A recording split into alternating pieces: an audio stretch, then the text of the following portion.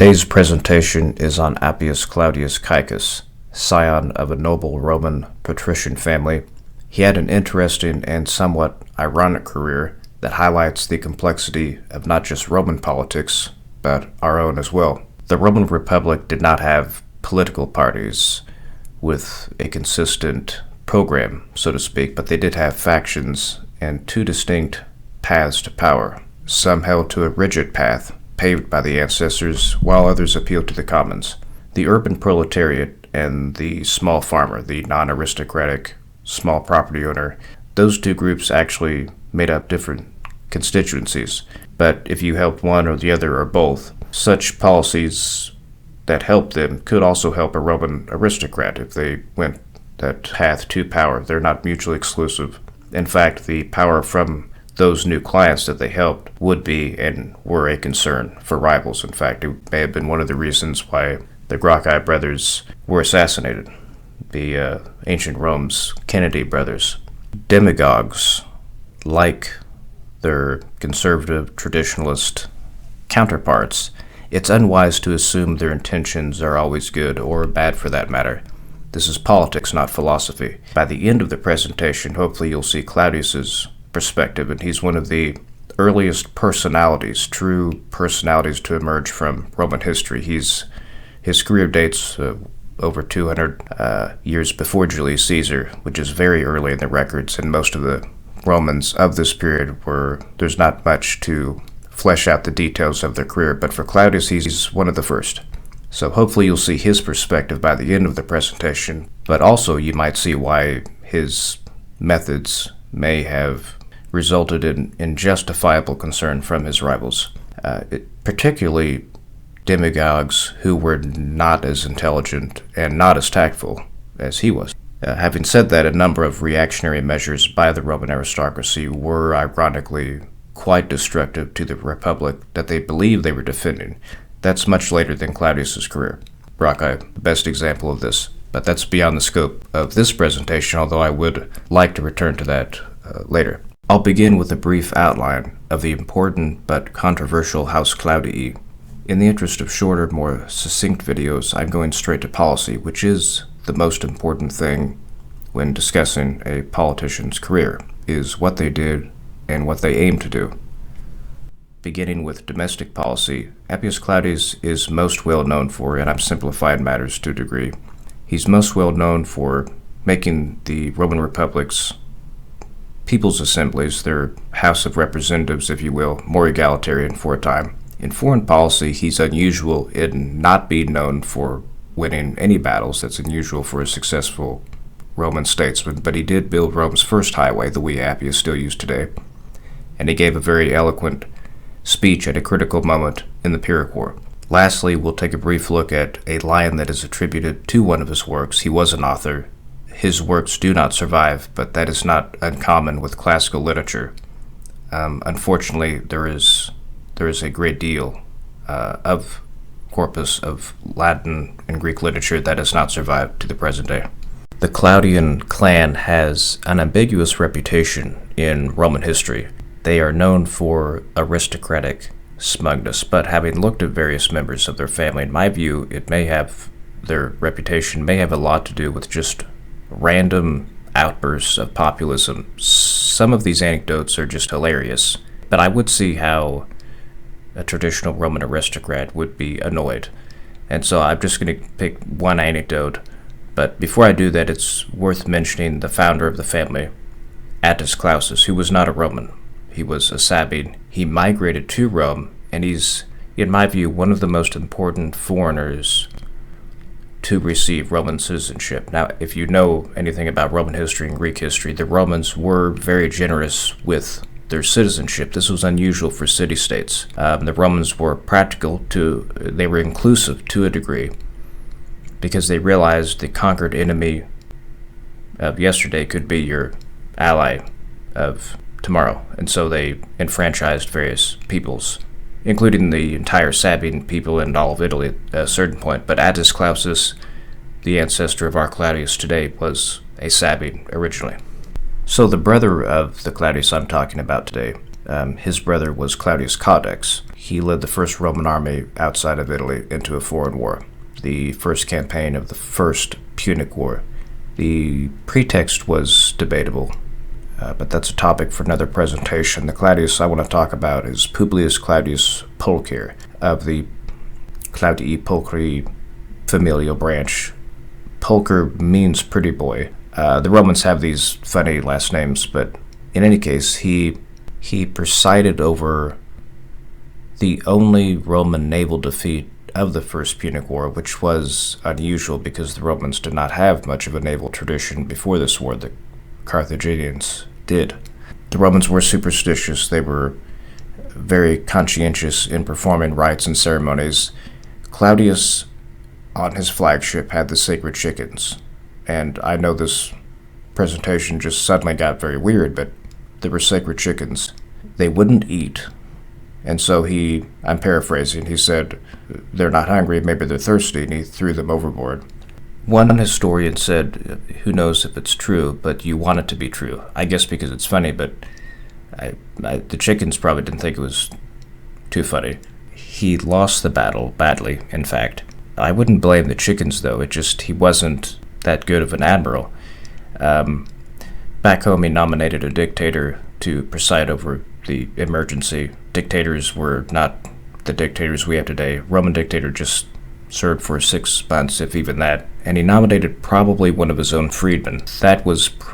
I can see how people would view that as an insult, particularly if you're a traditional Roman aristocrat, the most powerful office being held by someone who was the son of a slave. So they have episodes like this throughout their history. So they have an ambiguous reputation. It didn't begin with Pulcher. It begins with Claudius Caecus, our Claudius today. So let's get into his domestic policy. The first odd thing about Claudius Caecus is the fact that he began his career as a censor. They were in charge of this, conducting the census, of course, but also fixing the voter rolls and managing the membership to the Roman Senate. Now, later in the Republic, the censor would come at the end of your career, at the end of the so-called cursus honorum, but this wasn't fixed yet. This is the early Republic. This is, in fact, 200 years before Julius Caesar is even born, 250 years before the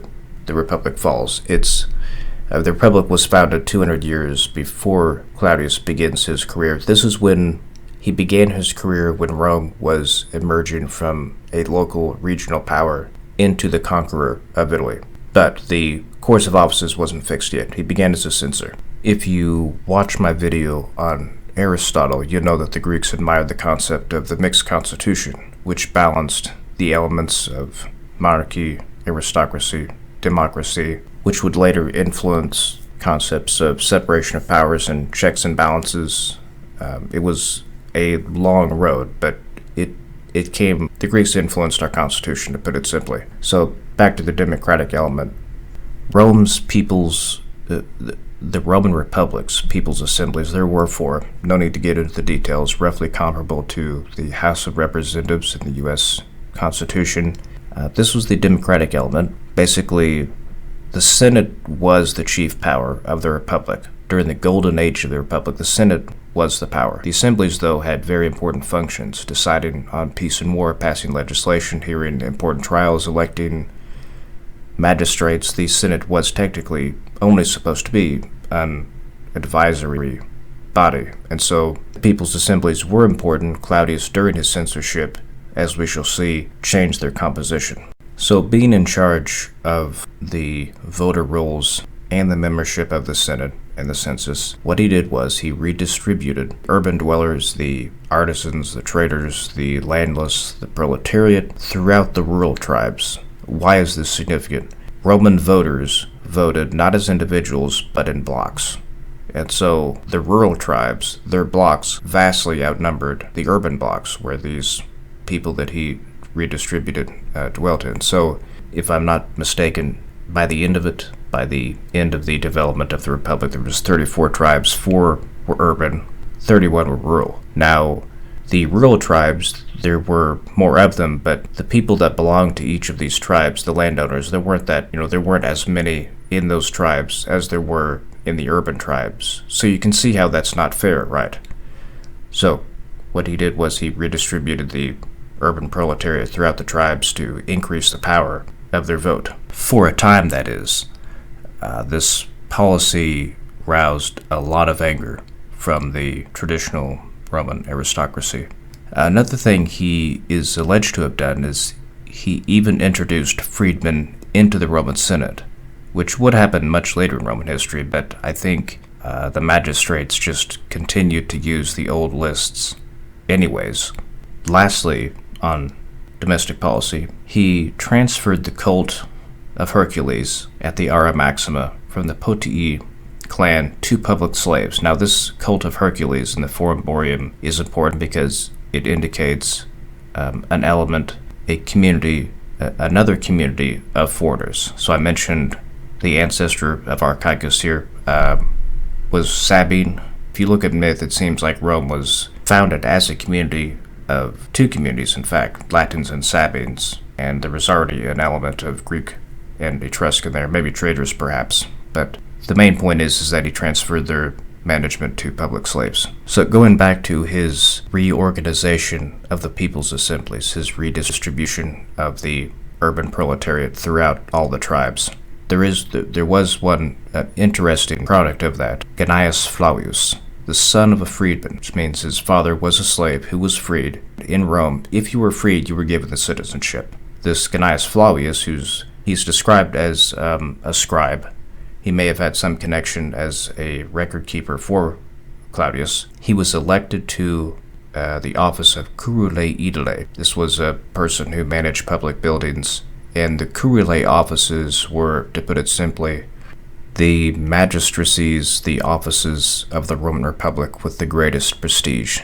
Anyways, Livy says that with some of these reforms, he says that the nobles laid aside their gold rings and military decorations as a sign of mourning. I hate to use the term drama queen, but it seems a bit over the top.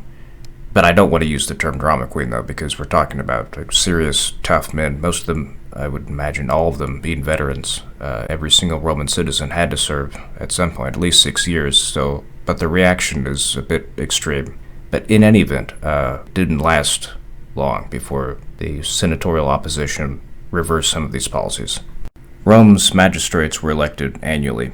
The censorship was the exception, but while he was censor, while he was doing these other things, Appius Claudius also, as censor, constructed Rome's first highway, Via Appia, which has a very long and famous history, tragic history as well, if you're aware of the fate of the prisoners of war captured at the end of the Spartacus War. The survivors were crucified on the road. But aside from that, the purpose of the highway was to connect Rome to Capua, serve as a link to Rome's allies during the critical Second Samnite War, which basically decided who would rule Italy, Rome or the Samnites. The Romans also built, under the supervision of Claudius, their first aqueduct. The Appian Way was about, not quite 115 miles from Rome to Capua. The aqueduct, a little over 9 miles, returning to the Appian Way. It's famous, as I said, but it's also exemplary of the Roman attitude towards public works. The Roman government believed it should provide amenities to the public, and they built such amenities on a vast and unprecedented scale for a city-state, and later as an empire.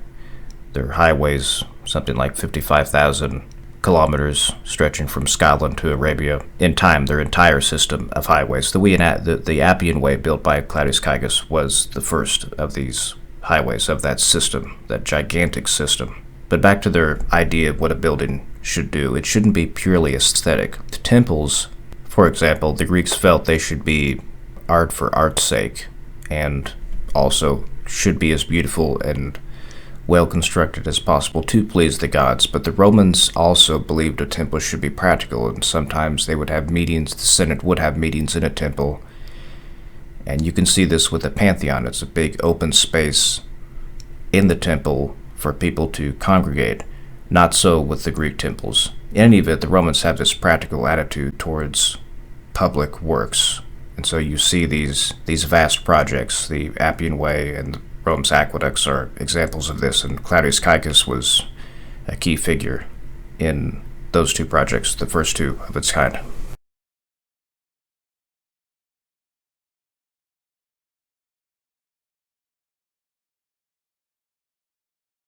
And two other points. The Appian Way is an example of how well Romans built things. It's still used today, and the first example after that one that I could think of was Alcantara, the bridge in Spain, still used. And there's theaters and amphitheaters throughout Europe that are also still used today.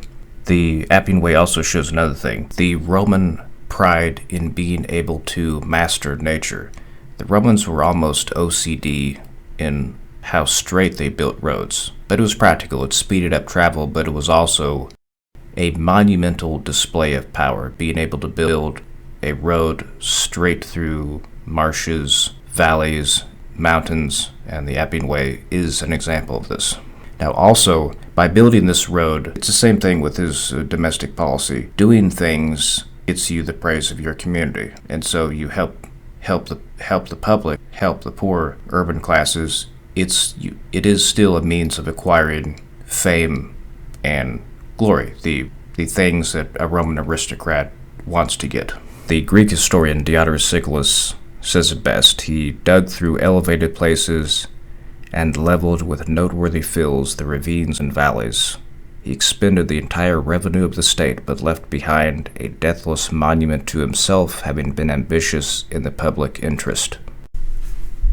So Appius reminds me of Cicero. Cicero was famous, and he was successful not for winning any battles at all. Cicero was famous as an orator. Claudius, as he was a good orator, he was an author, and he was a dominant statesman, and he got stuff done domestically and in foreign matters with the Appian Way and Aqua Appia. But his conduct during the Samnite Wars was unremarkable, if not quite unsuccessful. Here is one anecdote that I found amusing from his consulship, which ironically came after his censorship. Later, it would be the exact opposite. You'd always be a consul first, but he was elected. His consular colleague was Lucius Volumnius. So there was a council of war during the Third Samnite War, and just to summarize events, Volumnius gave a good speech. He wasn't known for being a good speaker at all, and Appius just said to him, you just copied me. I'm the eloquent one here. And Volumnius replied he would rather have had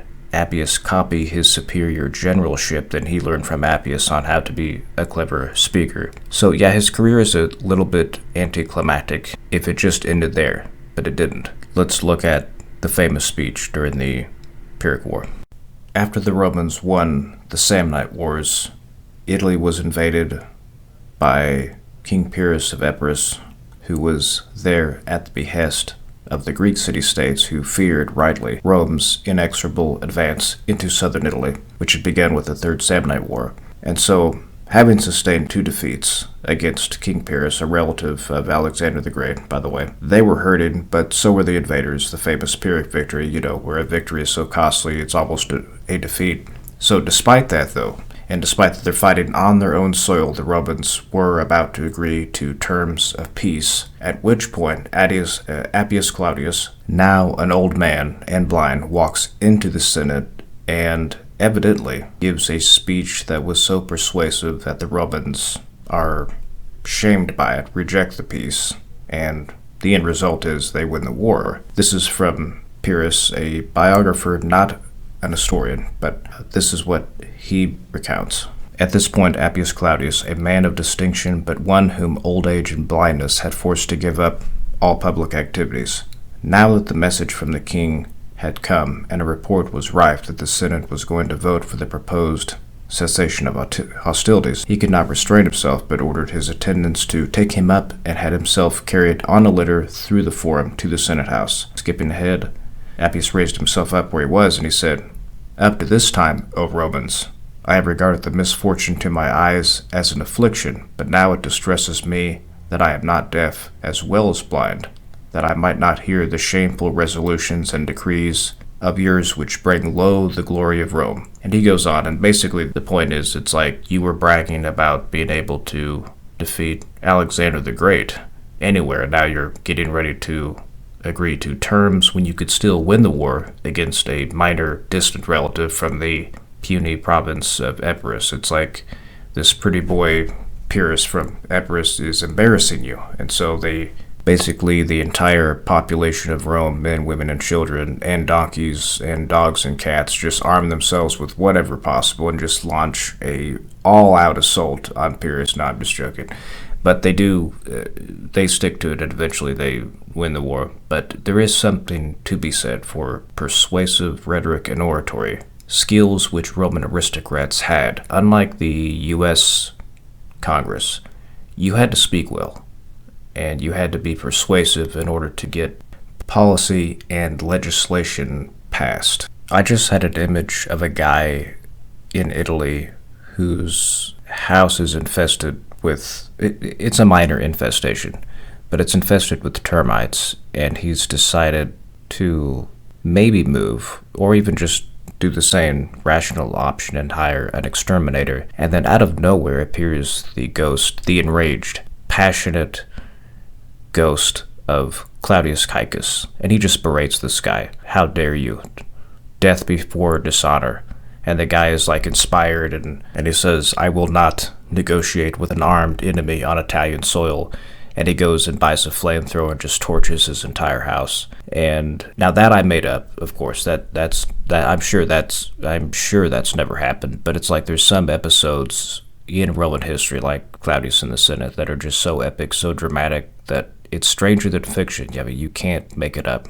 But, like with the sacred chickens, I hope it's not made up. And I'm pretty sure that it's not, because we are deep now by the 3rd century BC. We're deep into the historical, a better documented period of Roman history. Like, these are not the legendary days of Romulus. And so that's a comforting thought with respect to this dramatic episode in the Senate. According to Valerius Maximus, Appius Claudius said the people of Rome were better to be trusted with business than with idleness, because although he understood the pleasure of a calm condition, he found that great empires were excited to virtue by the vicissitude and agitation of human affairs, but lulled into slothfulness by excessive quiet. This is an aggressive foreign policy, and Appius Claudius reminds me of like a conservative Democrat from U.S. history who, somebody like Kennedy, who will have a responsible domestic policy. He tosses some crumbs to his constituents when he feels like it, but still maintains this hawkish policy overseas. He escalated Vietnam, as Noam Chomsky talked about quite aggressively.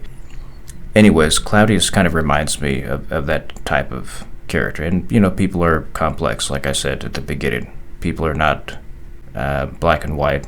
As a Roman patrician aristocrat, given the times in which he lived, I'm not surprised by Claudius's aggressive foreign policy. But then again, it's like Pyrrhus of Epirus, some pretty boy Greek. Why give him mastery of Italy? In their view, the Romans, it's like it's them or us. Might as well be us. Not the best, that's not the most moral position, but, I get it nonetheless. We'll conclude the presentation with this line, attributed to one of Appius Claudius's works.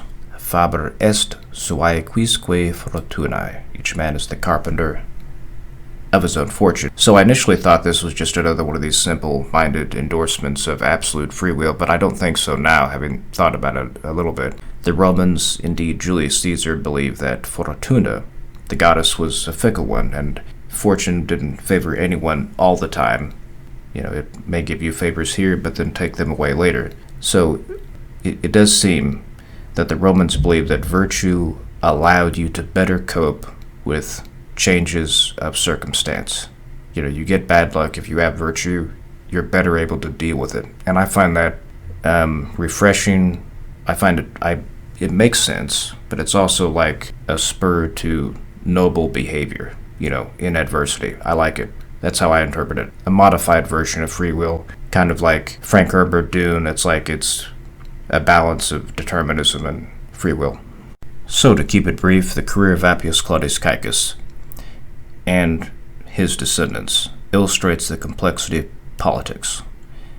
Ignoring the lower classes, I think, is dishonorable. And there were sincere Roman aristocrats who aimed at responsible policies to alleviate their suffering. And also, it gets into the history of the so-called struggle of the orders, best left for another presentation, but to put it this way, in various ways, the Roman aristocracy prevented the stagnation of the Republic by elevating new blood into offices of state, by elevating plebeian nobles into the aristocracy, and preventing just outright revolution by some policies to alleviate the suffering of the masses. Now, eventually it would stagnate, as we know. So anyway, some of these politicians, including Claudius and later the Gracchi, still were boosting their own careers, their fame, their glory while doing this. It's not incompatible that you can help someone and help yourself at the same time. But by doing so, this is a lot of political clout, and their rivals were a little bit suspicious. So I'll end with this. So for his time, like for the 4th century BC, it's not anachronistic to describe Claudius as a liberal. I know people will take issue with that. It's like, yeah, for his time, it's the best term I can find.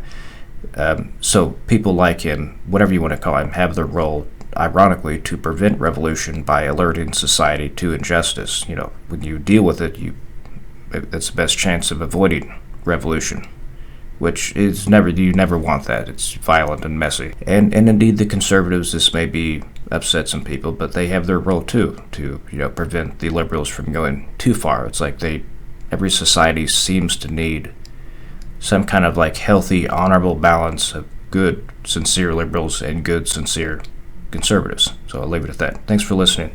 I do edit and research and type and write and put together my own presentation. So if you thought this was educational and useful, visit my website, if you will, please, and donate, or at least just give some honest feedback, which I appreciate a lot. In any case, hope you enjoy the presentation. See you for the 6th video.